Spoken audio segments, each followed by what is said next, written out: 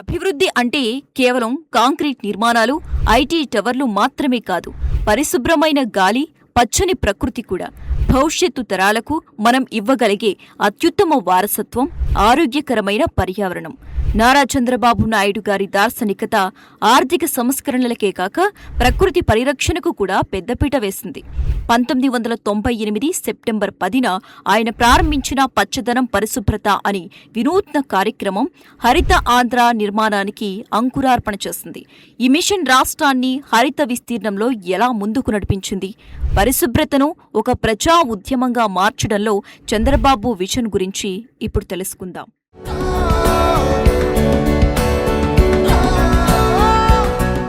1998 September 10 అభివృద్ధిని సుస్థిరతతో జోడించిన ఒక చారిత్రక రోజు.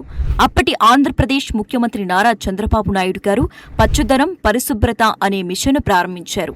ఈ కార్యక్రమం యొక్క ముఖ్య ఉద్దేశం కేవలం కొన్ని మొక్కలు నాటడం కాదు, రాష్ట్రంలో పర్యావరణ పరిరక్షణ, ఆరోగ్యం మరియు పారిశుద్ధ్యాన్ని సమూలంగా మెరుగుపరచడం దీని అంతిమ లక్ష్యం.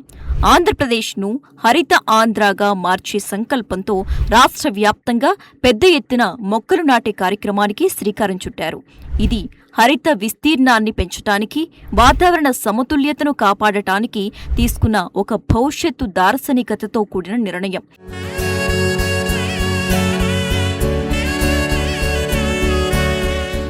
హరిత విస్తీర్ణంతో పాటు ప్రజల ఆరోగ్యంపై కూడా ఆయన అంతే దృష్టి సారించారు.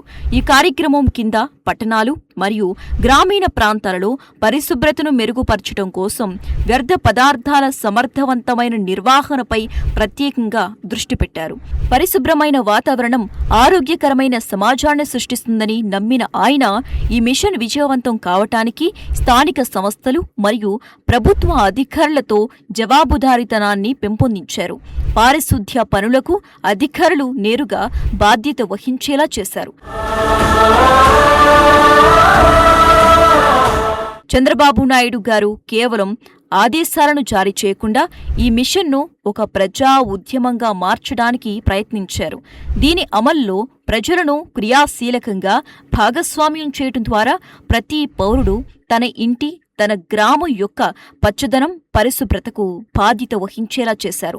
ఆరోగ్యం మరియు పర్యావరణ స్పృహపై ప్రజలకు విస్తృతంగా అవగాహన కల్పించడం ద్వారా ఈ కార్యక్రమం దీర్ఘకాలిక మార్పును తీసుకురావాలని లక్ష్యంగా పెట్టుకుంది. ఈ వినూత్న కార్యక్రమం రాష్ట్ర అభివృద్ధికి, పర్యావరణ స్థిరత్వానికి ఒక ముఖ్యమైన మైలురాయిగా నిలిచింది.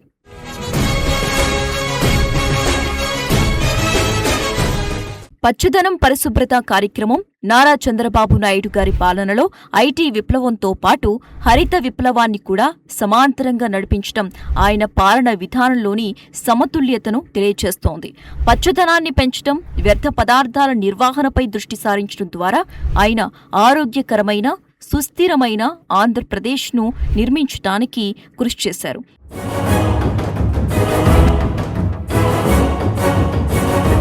ఈ కార్యక్రమం స్థానిక సంస్థల జవాబుదారీతనాన్ని పెంచటమే కాక పర్యావరణ పరిరక్షణలో ప్రతి పౌరుడికి భాగస్వామ్యాన్ని ఇచ్చింది.